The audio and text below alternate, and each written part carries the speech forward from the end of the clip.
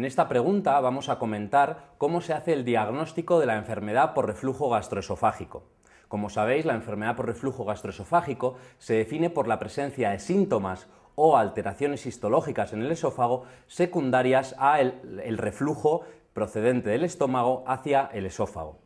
Generalmente, en la mayoría de los pacientes que son jóvenes, tienen una clínica típica y no tienen ningún síntoma de alarma, el diagnóstico se basa en realizar un tratamiento empírico con omeprazol, es decir, simplemente comenzamos a tratar al paciente con omeprazol y si en 1 o 2 semanas el paciente ha mejorado de su clínica, se considera que tenía enfermedad por reflujo gastroesofágico. Sin embargo, si nos dicen que el paciente tiene una de estos cuatro síntomas que se llaman síntomas de alarma, que son la disfagia, es decir, dificultad para tragar, la odinofagia, dolor al tragar, la pérdida de peso o bien el sangrado, en esos casos sería necesario realizar una endoscopia para diagnosticar posibles complicaciones. Finalmente, en algunas situaciones hay que realizar un estudio más complejo que se denomina pHimetría de 24 horas, que consiste en introducir una sonda a través de la nariz hasta unos 4 centímetros por encima de la unión gastroesofágica y ir viendo cómo cambia el pH a lo largo de las 24 horas. Las indicaciones de realizar una pHimetría son tanto antes como después de una cirugía